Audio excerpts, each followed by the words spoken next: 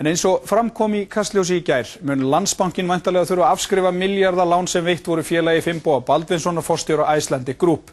Finnbogi starfar enn hjá fyrirtækinu þó Landsbankinn hafi í raun tekið fyrirtækið yfir með aðstoð nýstofnað skúffufyrirtækis í eigu 2 útgerðarfélaga. Sömu útgerðarfélög og fjárfestingafélög þeirra sem voru meðal annars eigendur bréfa í bönkunum skulduðu Landsbankanum tæpa 30 milljarða mitt ár 2008. Helgi og Sigurður Jakobsson taka nú við. Landsbankinn ákvað að létta persónulegum ábyrgðum upp á tæpan 1,5 milljarð af þá og núverandi forstjóra Icelandic Group Finnboga Baldvinssyni og félagi hans Eldum. Í Kastljósi kom einnig fram að næstum 10 milljarða skuldir fjárfestingafélagsins Elda við Landsbankann yrðu afskrifaðar þar sem engar eignir væru eftir í félaginu. Finnbogi kvaðst í gær ekki vita hversu há upphæð yrði afskrifuð en af samtölum við Finnboga í gær og fyrradag mátti ráða að væri að ræða hana í 10 milljarða. Í yfirlýsingu sem Finnbogi sendi frá sér í gær kemur hins vegar fram að skuldir hans við bankann sem fyrirsjáanlegt að þurfi að afskrifa samkvæmt orðum hans sjálfs séu tæpir 4,3 milljarðar króna. Á sama tíma situr Finnbogi í umboði Landsbankans á forstjórastóli Icelandic Group og þiggur fyrir 30.000 evrur í mánaðarlaun, sem á gengi dagsins í dag eru rúmar 5 milljónir króna. Í yfirlýsingu Finnboga sem birtir í fjölmiðlum heldur hann því fram að engar persónulegar ábyrgðir á hendur honum eða félagi hans eigu hafi verið felldar niður, heldur hafi Icelandic Group greitt umrætt lán upp að fullu og þar með losar ábyrgðir Finnboga. Þetta stangast á í gögn sem Kastljós hefur aðgangað sem sýna að Icelandic Group greitti ekki lánið upp, heldur nýji Landsbankinn með lána hringekju sinni eins og sýnt var fram á í Kastljósi í gær. Með því losnaði Finnbogi og félag hans Eldar undan persónulegri ábyrgð fyrir tilstilli ríkisbankans en ekki þáverandi eigendahóps Icelandic eins og skýrt getið í fundargerð lánanefndar nýja Landsbankans í október 2008 sem vitnað var til. Áður en Landsbankinn ákvaði gegnum eignarhaldsfélagið EG EHF að skrifa niður allt hlutafé í Icelandic Group voru hluthafar í félaginu nokkur þúsund. Viðmælendur Kastljós úr þeim hópi eru margir ósáttur við hvernig staðið var að málum. Vilja sumir meina að Landsbankinn hafi gengið furðulega fram gegn hlut þeirra í félaginu. Vissulega hafi tímabundnir erfiðleikar steðið að fyrirtækinu vegna ástandsins en það hafi þó fyrst og fremst tengt Landsbankanum sjálfum og framferði hans í Bretlandi. Öðrum þykja yfirlýsingar forsvarsmanna nýja Landsbankans að Icelandic hafi verið næstum eða alveg gjaldþrota eftir hrun einkennilegar. Einkum þegar horft til þess hverjir voru fengnir til að takast á við endurreisnina í umboði bankans.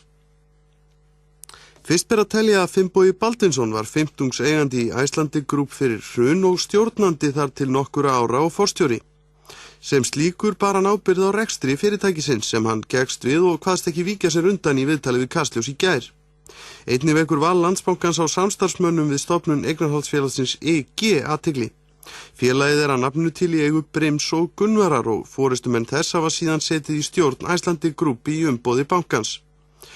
Guðmundur Kristjánsson, forstjóri og aðaleigandi Brims, sat í stjórn Icelandic fyrir hrun, auk þess sem Friðrik Jóhannsson fyrrum stjórnarformaður gegndi lykil hlutverki í málinu og hélt svo sinni stöðu sem stjórnarformaður Icelandic. Val nýja Landsbankans á mönnum til að fara með eignarhluti í fyrirtækinu EG hlýtur einnig að skoðast með hliðsjón af því hverjar skuldir eigenda EG og félaga þeim tengdum voru við bankan. Samkvæmt heimildum Kastljós námu þær 20 milljarða samanlagt stuttu fyrir hrun. Skuldir félaga eigu Guðmundar Kristjánssonar eiganda Brims vega þar þyngst. Í lánabók Landsbankans frá því mitt ár 2008 eru 3 félög í eigu Guðmundar skráð fyrir tæplega 24 milljarða skuld við bankan. Fyrst ber að telja skuldir Brims. Það félag skuldaði mitt þetta ár 12 milljarða króna í bankanum og voru veðin í skipum félagsins og öðrum eignum. Guðmundur var þó ekki bara þáttakandi í útgerð og fiskvinnslu. Önnur félög hans voru einnig þáttakendur í hlutabréfakaupum í hinum gjaldþrota bönkum í gegnum 2 fjárfestingafélög. Það fyrra en línuskip, stærstu eignir þess voru mitt ár eftir því sem næstur komist 95% hlutur í Brimi auk hlutabréfa í Landsbankanum. Ekki liggur fyrir hvort félagið hafi selt þau bréf fyrir hrun. Skuldir línuskipa við Landsbankan voru stuttu fyrir hrun rúmir 5 milljarðar samkvæmt heimildum Kastljós. Á þeim tíma var verðmæti hlutabréfafélagsins í sama banka 1,3 milljarðar króna. Þessi bréf eru verðlaus í dag. Landsbankinn vildi engar upplýsingar gefa afdrif þessara 5 milljarða skuldar línuskipa við bankan eða stöðu lánana í dag né heldur hvort nokkrar aðrar eignir en hluturinn í Brimi séu til staðar línuskipum í dag. Hafnarhóll annað fjárfestingafélagi Guðmundar Kristjánssonar aðaleiganda Brims. Skuldir Hafnarhólls við Landsbankann voru 6 milljarðar mitt ár 2008. Það félag átti hlut í Straumi banka en ekki vitað aðrar eignir í félaginu enda hefur ársreikningum aldrei verið skilað til ársreikningaskrár. Samkvæmt heimildum Kastljós var fyrrnefnt móðurfélag Brims línuskip í ábyrgðum fyrir 2,8 milljörðum af 6 milljarða skuld Hafnarhólls mitt ár 2008. Það þýðir í raun að ef engar eignir eru í línuskipum aðrar en Brim mun bankinn geta gengið að Brimi að því gefnu að umrædd lán hafi ekki verið gerð upp eða hlutabréf félagana í bönkunum selt fyrir hrun. Ekkert þessara 3 félaga Guðmundar hefur skilað ársreikningi síðan 2007. Eitt hefur reyndar aldrei skilað inn ársreikningi þau ár sem það hefur starfað. Jafnvel þó ljóst sé að umrætt fyrirtæki hafi staðið í milljarða viðskiptum í almenningshlutafélögum. Guðmundur vildi ekki tjá sig við Kastljós þegar eftir því var leitað og vildi engu svara hvort fyrirsjáanlegt væri að þessar skuldir yrðu greiddar upp. Hann vildi sömuleiðis engu svara hvort skuldir á hann eða félög í hans eigu hefðu verið afskrifaðar í Landsbankanum.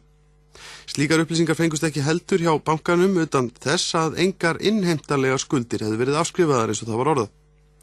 Hraðfrystihúsið Gunnvör meðeigandi að IG EHF ásamt Brimi. Samkvæmt heimildum Kastljós námu skuldir Gunnvarar við Landsbankanum mitt ár 2008 4 milljörðum króna. Hraðfrystihúsið Gunnvör átti einnig fjárfestingafélag sem tók meðal annars þátt í hlutabréfakaupum í Landsbankanum. Það félag heitir Skollaborg en skuldir þess félags við Landsbankanum mitt ár 2008 voru 1,5 milljarður samkvæmt heimildum Kastljós en í ársreikningi félagsins fyrir árið 2008 skuldin raunar sögðstanda í 1,7 milljörðum króna. Eftir því sem næst verður komist úr lestri ársreikningi móðurfélagsins Gunnvarar útgerðarfélagið í ábyrgðum fyrir öllu þessu láni Skollaborgar við bankan. Einar Valur Kristjánsson, framkvæmdastjóri Gunnvarar, vildi engar upplýsingar gefa afdrif þessara lána eða stöðu sjávarútvegsfyrirtækisins vegna ábyrgða sem veittar voru fjárfestingafélaginu. Landsbankinn vildi engar upplýsingar veita skuldameðferð þessara fyrirtækja utan þess að engar innheimtanlegar skuldir hefðu verið felldar niður eins og það var orðað. Samanlagðar skuldbindingar skráðra eigenda Icelandic Group sem bankinn valdi til samstarfs við sig endurreisn voru þannig rétt tæpir 30 milljarðar mitt ár 2008. Þó ekki óvarlegt að ætla að þær skuldir hafi hækkað að því gefnu að þær hafi ekki verið greiddar upp sem engar upplýsingar fást